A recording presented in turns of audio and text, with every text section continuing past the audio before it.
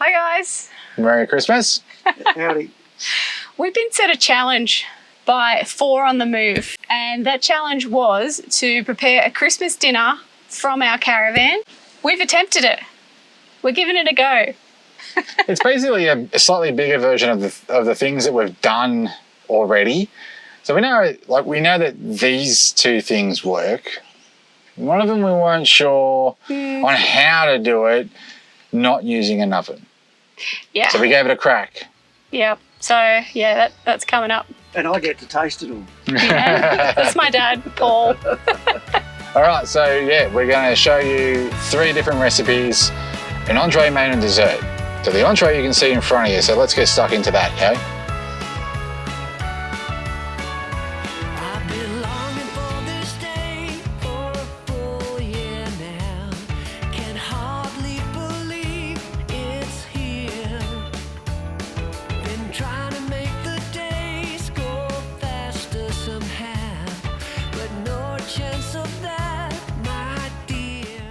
So first thing we're cooking today, or I'm cooking right now, is going to be the Pavlova. We put a call out in our video like 2 weeks ago. Challenge us, what do you want us to cook? And Anne came back to us and said that she wanted me to create a Pavlova without using the oven in the caravan. Now, I was already going to create a Pavlova, but I was going to use the oven in the caravan. So I am today going to use the camp oven. I have not done this before. It could turn out to be a huge fail, but let's give it a go. So what have I got? Bowl, electric beater, eggs. So the recipe is going to have 6 eggs in it, 3 teaspoons of corn flour, 1.5 cups of caster sugar, 1 teaspoon of vanilla essence, pinch of salt, and 1 tablespoon of white vinegar. So that's all we need. What's in the aqua cup? What's in this? That's video fuel, isn't it? It is. This is some gin and juice. Insert Snoop Dogg song here. Yep. First thing, we need to preheat the camp oven. So we've got our coals on. What's this, a 4.5 quart? And we need to preheat this on our little fire with our coals. Whew. I don't know if I should do this. No, you shouldn't. Well, how about I hold the camera? Okay. There we go. We're going to swap over. My trusty assistant. Just for safety purposes, she's can't really be trusted. I cannot. Not with fire anyway. Seems another eye. So camp oven is on, our coals, preheating. Now we need to separate our eggs. I got 3 bowls. One's going to be for my corn flour, 1 is for my egg white, and the other one is for my yolk, because I like to do it like 1 at a time so that I don't end up with, yolk and stuff like that. In with my egg white. Okay, we have our 6 egg whites. All the yolks, I'm just going to save them for something else later in the future. Pinch of salt. I travel with this in the caravan. When we first left, I think within like a year, I had decided a hand whisk and baking wasn't for me. So I invested in this little electric whisk, hand beater, and couldn't recommend traveling with this more. Whisk the egg whites until you have soft peaks. And we're going to go in, I think it was at 1.5 cups of caster sugar, and go in at 1/2 cup at a time. So this is my trusty 1/2 cup measure. It's just a giant spoon. And just kind of slowly pour the sugar in as you're whisking it.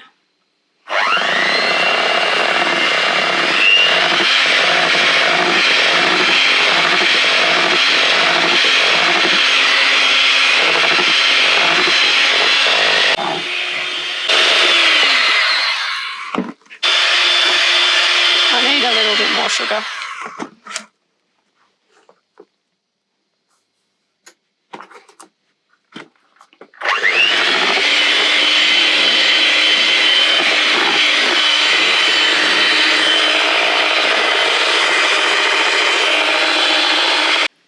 So once you've added your 1.5 cups of sugar, you just keep whisking it for about another 3 minutes until it's nice and glossy and like it's really smooth. When you pick up a piece and rub it between your fingers, there's no grains of sugar in it anymore. Next up, we need to make a little slurry of the corn flour, vanilla and vinegar. So it is 3 teaspoons of corn flour with 1 teaspoon of vanilla. I just use the cap of this to measure it. If I can open the bottle. You're doing that. Probably. Oh. I think it's Holy crap, you did do that. I think it's like got all sticky. No, you did it up. Probably. I think I'm the only one who uses it, so seems legit. So Grant's saying that is because every jar I touch, I have to do up extra tight. But it's also sticky because I use the lid to pour it, so then it gets stuck. In my defense, for this occasion. Sure. We'll say that. Yep, and then we've got 1 tablespoon of vinegar. I think I said 3 at the beginning, so 1. We can just put a little asterisk in for that. So mix it up. Okay, so we now pour this into the meringue.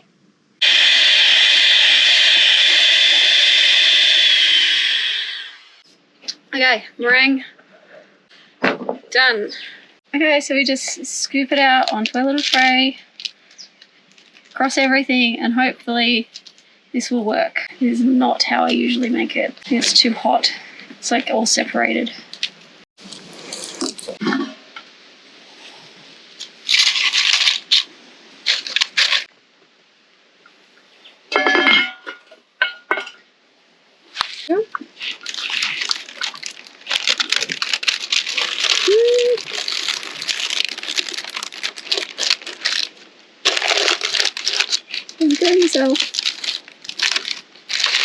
Okay, as I said, we've not done this before, so we're just kind of making the top of the pavlova a little bit smaller so it doesn't hit the top of the camp oven.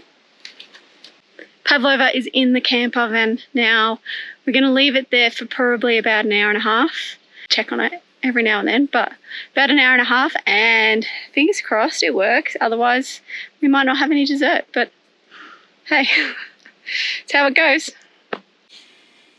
Alrighty, so Bianca's just got her pavlova in the camp oven and it's moving along nicely, so we'll keep an eye on that.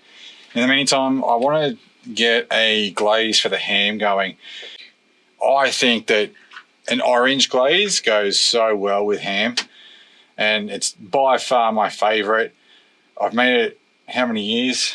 Oh, how many years? At least 10. At least 10, and Bianca loves it. So I thought I'd show you how I do it. It is my favourite. Her favourite is the burnt sticky bits. Oh my gosh. The orange toffee bits. Yeah. That's it. That's where it is. That's where it's at. Yeah. If you want some of that on Christmas Day, she will body slam you to get those pieces. It's not much of an exaggeration either. This, probably going to use all of it. So the idea is to try and render it down as far as you can before it gets too syrupy. You want it pretty thick, not syrupy. The idea is with the glazes, you glaze the ham a number of times. It's better than putting one thick coat of like a toffee over the top of it. So you glaze it as many times as you can over a longer period, and you just get a far better flavour. So we'll go in with, it's about 1 litre of orange juice. I like the pulp because it just adds to the taste and the whole experience. In she goes. She's kaput. Again, I like to use brown sugar. For 1 litre, I'll usually go, say, 2 to 3 tablespoons, and I reckon you've probably just got that in here because it's all we had in the pantry. So we'll call that 2.5 tablespoons. Now we got a bunch of dry spices. I like to use some bay leaves. I'll just go a sprinkle of those. About 4 cloves till, probably go about 6 if you wanted to. Fennel seeds, don't be shy. Fennel and orange just work. So I'll usually go about that much. Now these we left in to be rendered in and then glazed with the, everything else will be taken out except for the chili flakes and the fennel seeds. So they'll get caramelized. Ideally what you do is you smoke them in a pan before you add them to the glaze. But these are going to be in there for that long and then cooked on the ham anyway. So they're going to be caramelized. So it's fine. Okay. And I like the fennel. I just got a bit heavy on it. You measuring it? I am now. It was almost bang on a teaspoon of dried chili flakes. That's a bit much for the average person. Probably go half because, again, it's going to be cooked down, but it's going to be sweet. So it will offset it a little bit. Okay, so in she goes. Okay, and now we've got a bit of orange marmalade. You can add this after a spell, but I like to just add it all together. It all cooks out the same. But sometimes if you put this in early, it can make it a little bit, make the marinade a little bit bitter. But got brown sugar, we're using pulp, which is a little bit sweeter in my opinion. So once it cooks down, it'll be fine. Okay, so I'll do probably half a jar. I know it sounds like a lot, and honestly, it doesn't matter if you get it a little bit wrong, to be honest with you. It's about that much. I shouldn't say that. Is that copyright? About that much. About that much? I don't know. To who? Jay's from All For Adventure. Ah. It's all No, I think about that much. I think what's copyright with Jace from All For Adventure is cooking. No, you can't do that. We'll cut that out. Just imagine we just said the tune. Go on. Now. We don't. No. Because we'll get in trouble. Sorry, Jace. Fair enough. I don't want to upset him. Fair enough. I like them. But later on, when I taste it, I might say, "Well, that's a bit of all right." Yeah, I'm sure someone will be okay with that. Yeah. All right. So with all that sweet, you want to offset it with a little bit of salt. So I add a little bit of soy sauce. Does seem a little bit unorthodox, but trust me, it works. So I'll go 1, 2, 3 tablespoons. Now we play the waiting game.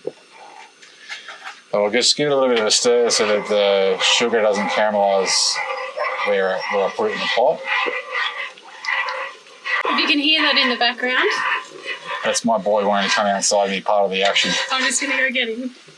Baxter's having a little bit of a sook. He's inside in the air conditioning. It is bloody hot today. Why are you barking? It's cool in there. Talking. I want to see who he's talking to. Hey, bud. How you doing? Okay, so the rendering down process should take about, well, as long as it takes, probably about 35 minutes or so. So while we're doing that, I'm just going to put some spuds on to boil. And then while that's boiling inside, I'm going to cut the ham. All right, so let's go do that. Okay, so we went to Aldi, we picked up a ham. It's a 2 kilo boneless roll. It's pretty good. It's a triple smoked. So in my opinion, if you're gonna get a Christmas ham, try and aim for triple smoked. It's not that fancy or that more expensive. It's just tastier in my opinion. I like the smoky flavor and it works better, the smokier, the better if you're gonna have a sweet glaze on top. What we'll do, you can do it however you really like, but today I'm going to do, because it's boneless, I'm just going to make it easier for everyone. And what I mean, I'll just take it out of here, is what I'll do is I like to cut it in half. All right, so from here, what I like to do, lay them both down, bring my baking tray over, figure out how it's going to work. So I'll just place them in there. That might just work. Okay, cool. That's quite good. So now you're not going to cut them all the way down to the bottom, okay? So you know how when you get a ham, you'll actually sort of do that pineapple cross hatch, right? And then you'll go that way. and you get the big chunky squares, and they look really good and they taste really good when they're covered in glaze. Oh, I just realised this has got a netting on it. I might cut that off first. Like I said, you don't want to cut all the way down the bottom. What you want to do is cut about 3/4 of the way through. Cut sort of a slice. Well, they're pretty thick, generous slices, but that's how I do. I don't muck around.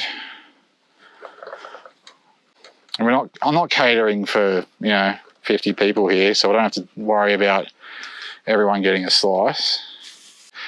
You can see, just move the slices so that they're sort of semi-loose. When you pour the glaze over the top, hopefully it'll run down into each slice, flavouring each slice. So I'll just run my knife down that way, and then again down that way. So that's ready to rock and roll. I'll chuck that in to the tray. Also, safety first, chuck a rag underneath your cutting board just to save any slip and slides and mishaps. We don't want any mishaps. We have sharp knives. The sharper the better, because that way you're going to do less damage. Oh, you're off again. Okay, so keep in mind that the glaze, while it's rendering down, will boil over if you're not careful, particularly if you're filming cutting ham in the process. Oh, I can smell it from here. Oh, it smells good. How good is that? Yep. Oh, that's going to be so good with this. All right, so again, we go straight down the middle to about there. Okay, that where the tip of the knife is. All right, you turn him around, and we're just going to slice. You don't have to go all the way down. And the reason why I do it this way is because you're creating a good bit. And the good bit is the bottom at the base that's not cut. So that's going to get at the bottom and soak up all the juicy goodness. And hopefully it's going to be just saturated with that stuff. So you're going to have smoky, sweet, salty goodness. And that's what we're all here for. Again, I'll just go one down there, turn him around, do another one down there. So it ends up with like a bit of that action. All right, so we're going to chuck him in there and like just squeeze him up real good. Oh, like I bought one. Okay, so I've just put the first little bit of glaze over the ham. The ham's ready to go into the Weber. About to do that now. I thought I'd show you.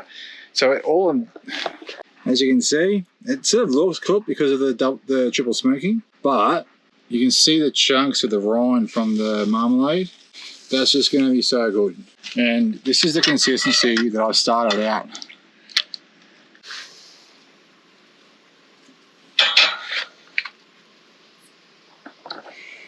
All right, we'll start that off at a pretty high temperature just to get some heat into it. I'll put it about just under full, as you can see there.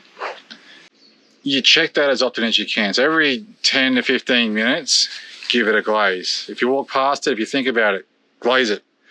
And you do that for about an hour and 15 until it starts smelling really good. You'll smell it. You'll know when it's done because it'll smell like you just want to eat it. What you're looking for is the caramelized skin, and then like the skin will start to part and open up, and the glaze will go into it, and that around then is when you sort of want to go, yeah, I'm going to eat that. So that's about when I know it's ready. A little bit early for a glazing.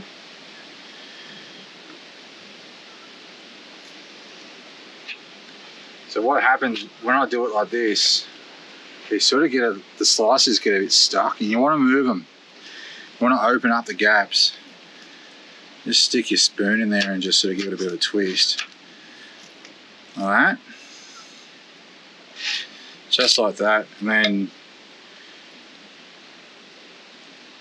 let that glaze try and run through the cracks a bit. Now after this one, we'll just let this caramelise and sort of evaporate a bit and reduce before we go adding any more. As you can see, there's quite a lot in there. Oh, yes.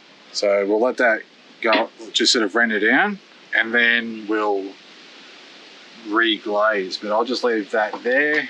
We're going to move on now to our entree, which is the prawn and mango salsa boats.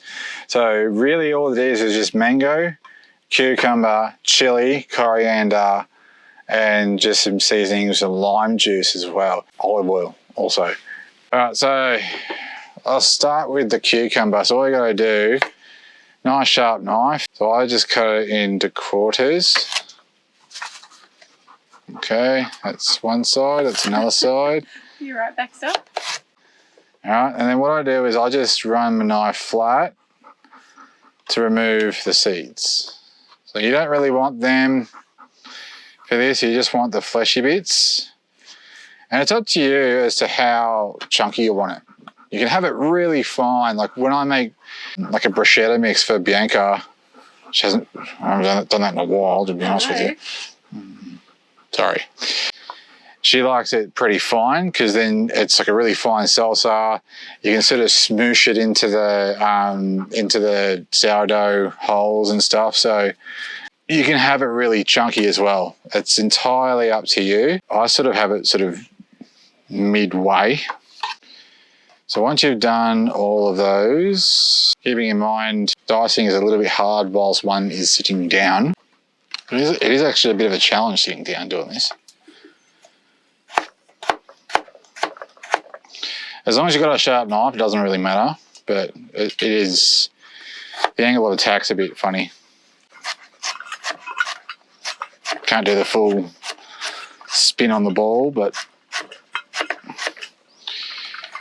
so that's about the size that I like it.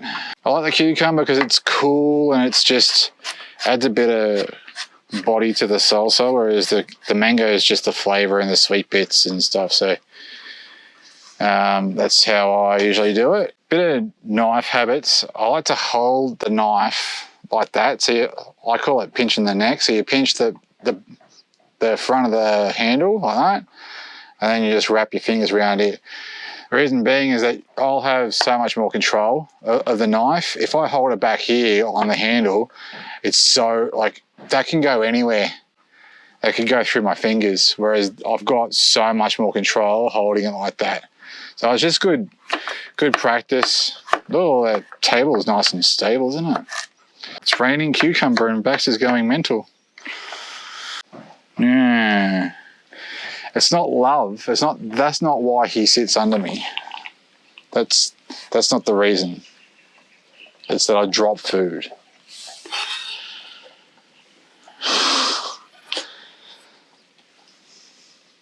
Alrighty, now the cucumber's done.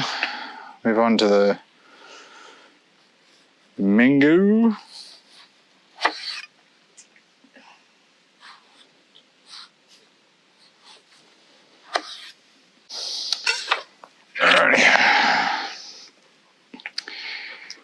I just scoop the cheeks out with the spoon because it's just it's a lot easier.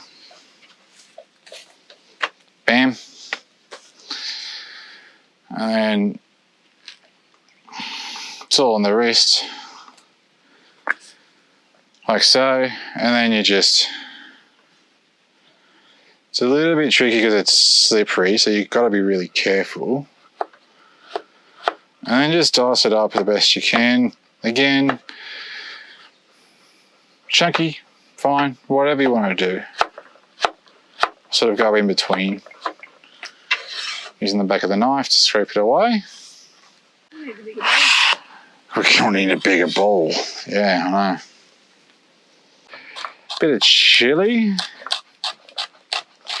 Because life's boring without chili.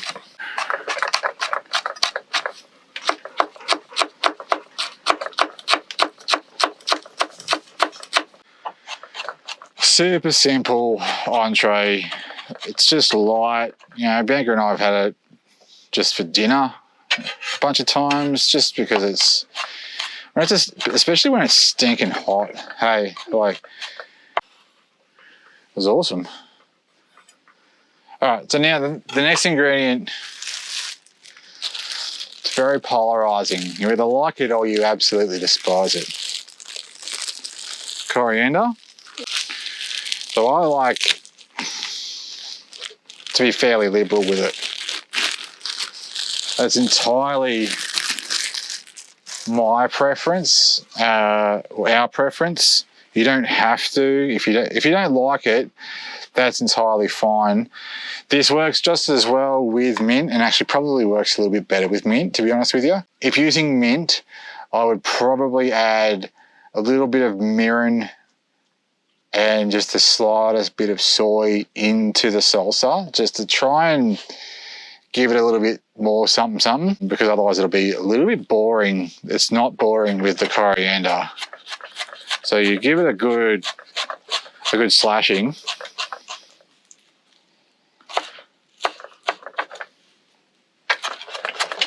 Hey. Hold that table down. Just gonna have to just go all Muppet style.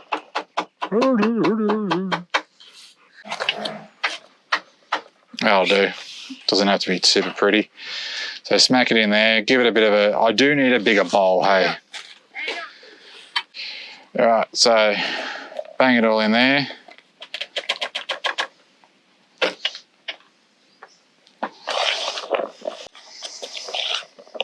Okay, so I'll add a bit of olive oil. Avocado oil is actually another really good substitute for this. It actually probably work better, to be honest with you, but we have olive oil, so that's what we'll use. A lime.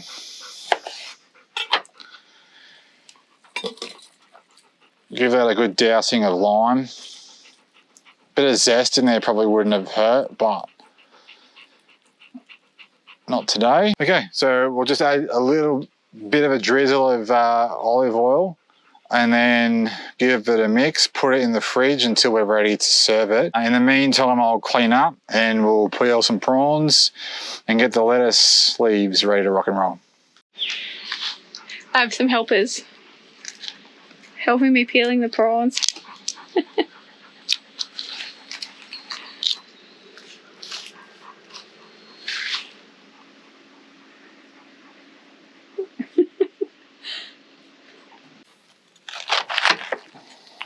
Move on to the lettuce boats. So these are pretty small, so you can, if they happen to sort of interlock, like say 2 of them there, then that's fine. You can say goodbye to any of the brown ones.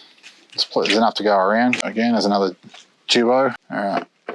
Now, these bits I'm going to save and cut up because they're quite sweet until you get down to about here and they can be a little bit bitter. So I'm just going to use that bit, the tops of the heart, that's what I call them, for the next salad. So the salad that goes with the ham. So now we're just going to move on to the salad. I just do it on a platter so that everyone can just help themselves. And it looks a bit prettier, I think, than just a big bowl of salad. So just sort of lay it out a little bit. The wind's coming. Yeah, the winds are coming. You don't have to go using too much. There's only the 3 of us, so.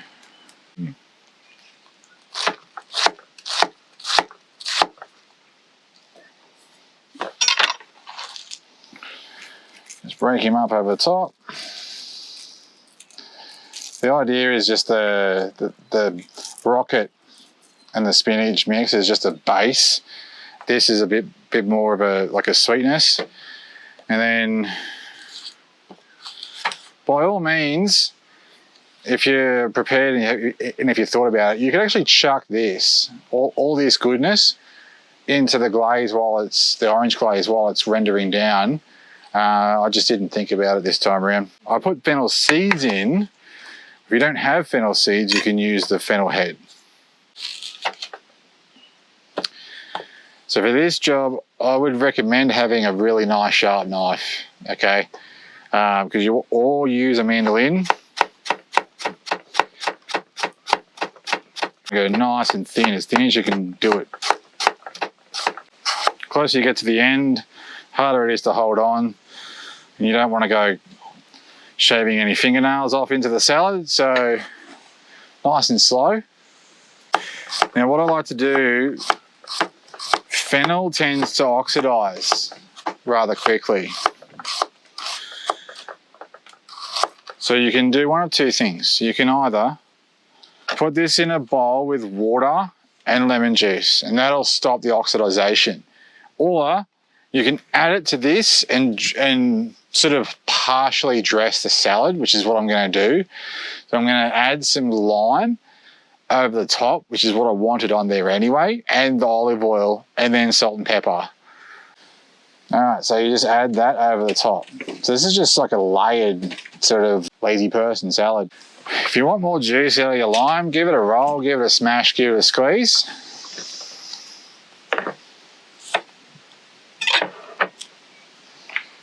And then just give it a good old drizzle over the top. Try and cover as much of the fennel as possible. It's okay if you don't get every bit, because you're going to give it a drizzle with the oil, and that's probably going to extend it a little smidge. Give that a bit of a drizzle over top.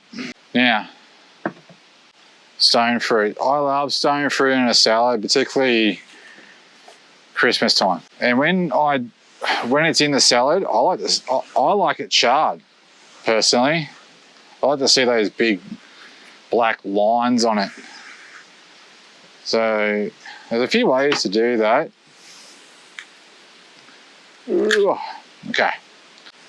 Let's run the knife around the middle. Give it a twist and she should come free. Now the stone side's a bit tricky, so I just cut it in half again.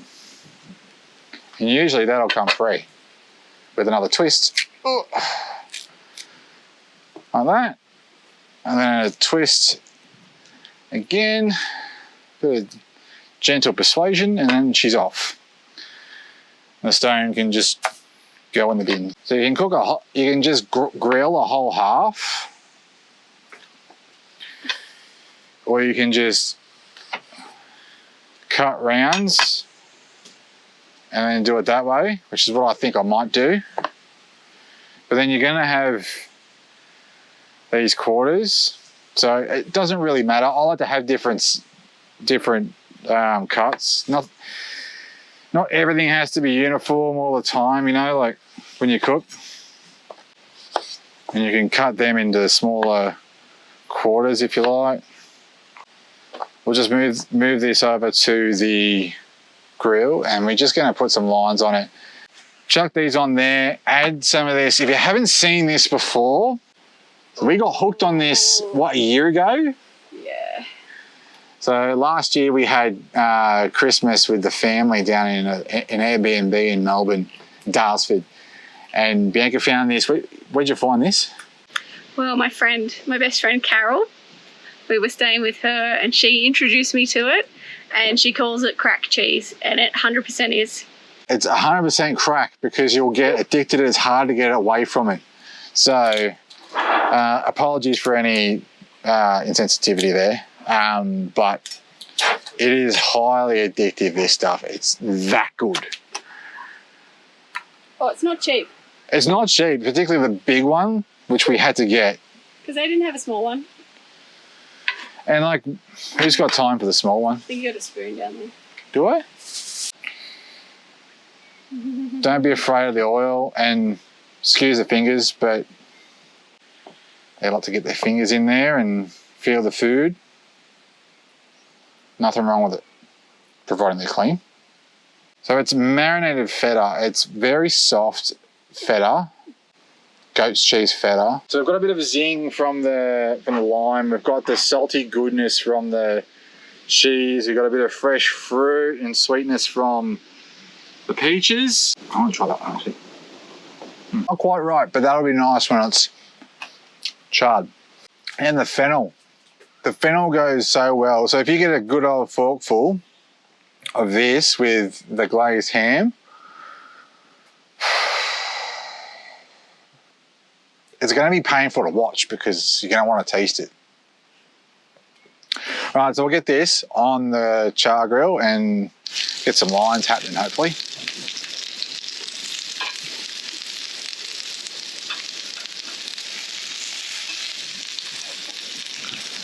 cut the cheeks in half. Like so.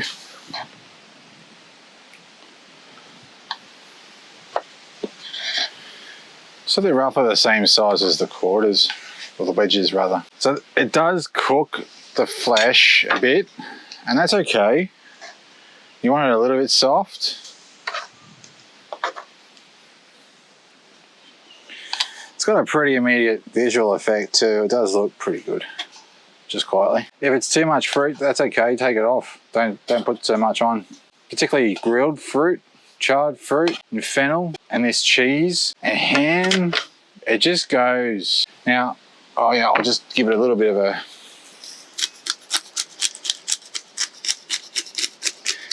season. Just be light with the salt because the cheese is pretty salty. And then all you gotta do is a bit of a squeeze of this stuff.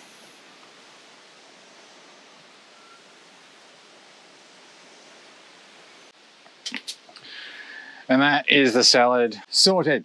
Yum. I can't wait to dig into that.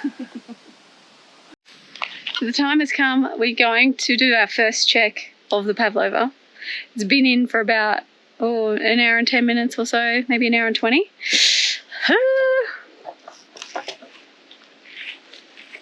Ooh, Starting to caramelise a bit. it's a bit like soft. It's a bit Ooh, it's marshmallowy. Marshmallowy. Okay, so it's going to be a soft one. I think we need to put some coals on the top of it just to give it some heat at the top. So when you're boiling a potato, how do you know it's done? You just jab it with your knife, Oh, look at lift it that. up, and if it slides off, she's ready to go. So we'll drain them, let them dry in a strainer, and just let them air dry. And then they're going to get fluffy by doing that. When they're cool, then we'll squish them and then cook them in a tray, probably in the ladder. Yeah, the foil tray, I think.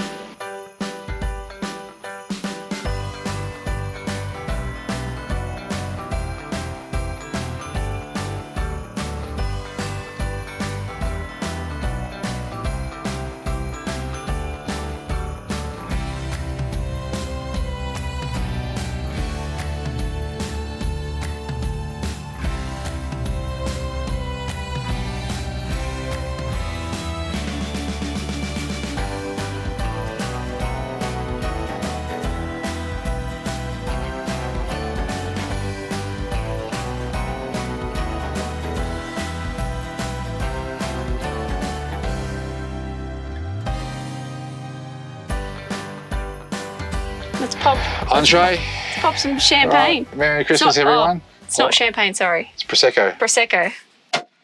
Wowza. Bam. Oh, Don't waste it. your phone. No. Not on my good rug. Oh my good, right? Righty. Merry Cheers. Christmas. Merry Christmas. everybody. Hope you have a wonderful day and a happy new year. Well said. Oh, that's nice. That's not bad. It's Aldi special, $12. Bonbons. Can't have a Christmas without some bonbons. Alrighty, 1, 2, 3. Oh, I didn't lose. I only won. That was loud. That, like was echoed. loud. That's good. Oh, we're doing the hat. So you guys can do the hats. They never fit me. No, they never fit, Grant. I'll give it a crack. So I don't want to be a spoil sport. Okay, what do elves use to clean their hands? Sanitizer. Sanitizer. Yep. Oh. What do you... No, can't read it. What do you get if you cross Santa with a duck? A Christmas quacker. Oh, a Christmas No. quacker. Yes. Oh, they're so good. Yes. All right, let's dig in. Let's have some prawns, shall we? Cutlery's optional with these. Okay. You get it in? Josh. Just.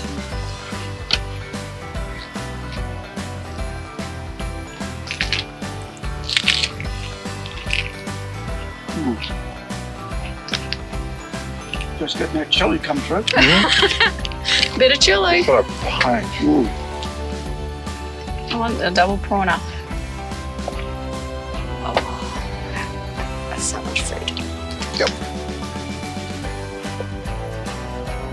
On to the main course. Main course. So we got the glazed ham, the orange glazed ham, the peach and goat's cheese and fennel salad, and smashed potato, roast potato.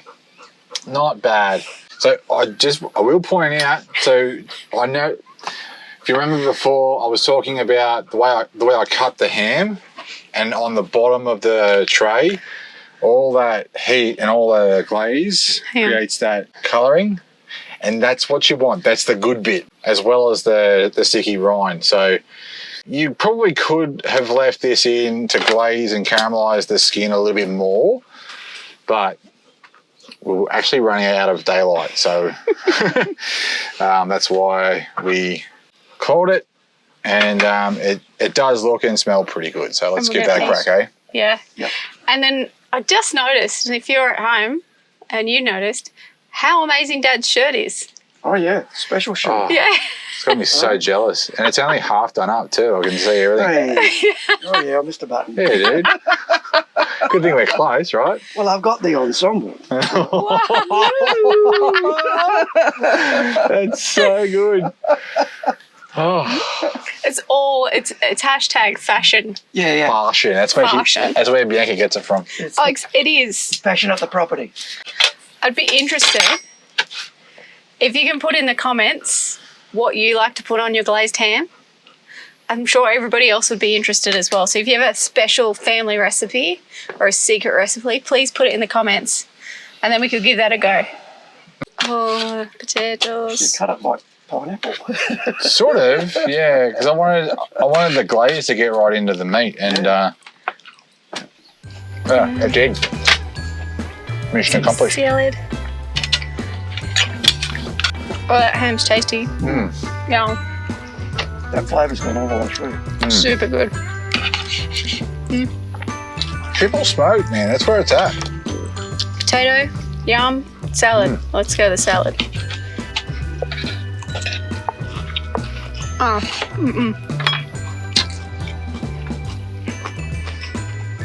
very good. Time for dessert. Now, Anne, I think you've defeated me. On round one. I know, round one of challenge. You've defeated me already, but I think I had a couple of things like going against me. The heat, for one. It was like 37 degrees or something today. Yeah, the meringue kind of split before I even got it in the camp oven. And then we had wind, and then we had probably not the right temperature in the camp oven. So right now I have maybe like... It's looking a little bit on the sad side. It's more marshmallow than it is pavlova. I mean, it's sweet and tastes like meringue. It's like the inside of a pavlova with no crunchy exterior. That's what I've managed to produce from the camp oven. So we're still gonna dress it and we're gonna eat it because that's what we've got. Oh, yeah. That's what we do. Stop talking. Exactly. Okay. But also, Bianca's a bit of a pavlova queen, so she hasn't made a bad one yet. Yeah. So this is the first one without the crunchy shell, and that's sort of, Cuts deep. That's hallmark of a good pav, is having the good crust, and then but yeah, unfortunately, like this would need a bit of cream. We haven't got any cream. We're just gonna. Bianca claims that she never puts cream on it. I never do. She does, but I don't. you do. I don't. You have done. Anyway, so she's just going to use Kay. We're using your curd. So thank you so much. I am an absolute sucker for lemon curd, lemon butter. Yep. I've been having it on my toast every morning, so I'm sort of halfway through the jar. So be easy. Oh, sorry. And it's a good one. Yes, delicious. So this is just lemon curd and berries and then flake on the top. How I usually do it, I don't usually put cream. Occasionally put cream, but not very often. Pavlova is usually one of my things, and everybody asks me to make pavlova, and this is very disappointing for me. But it is what it is. We can't win them all. That's what they say. I think it still tastes all right, hopefully. Should be, you know, sweet. Where's... What do you think? You want a strawberry? Yeah. Can you eat it over there? Loves it. She loves a strawberry.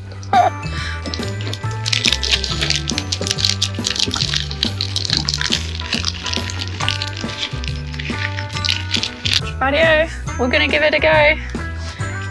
It's a pretty failed pavlova, but it's so marshmallowy. I don't think I've ever made one like this before. Turn into a s'mores. Oh yeah. Could do, actually. It'd be good. Have your plate, Dad. What's the verdict? I wouldn't say it's a complete fail. It's by no stretch of the imagination your best one. Let's call it a poor man's pavlova. If you're jonesing for a pav and you're in the middle of the bush, it can be done. Yeah. But it's not perfected yet. No, I think I have to give this another go. Yeah, we will. So this is probably maybe a 3 out of 10 on the scale. Okay. I'm not going to let it beat me. I will attempt this again and see if I can perfect it, and I'll share how I do that, because this can't be the only one that I make. It won't be. I'll make sure of that. Yeah. So Anne, we're going to do it again. All right, yeah. So that's it for this one. Yeah, that's it. That's a wrap. Thank you so much for watching. We hope this might help you out with some ideas. And if you haven't already, please like and subscribe. Yeah, thanks for watching. Yeah, and if you have any other challenges that you want us to do, cooking-wise, leave them in the comments and we'll give them a go. They might work, they might not. Yeah, okay, thanks for watching.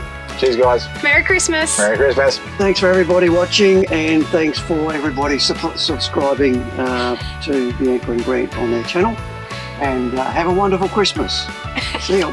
Bye.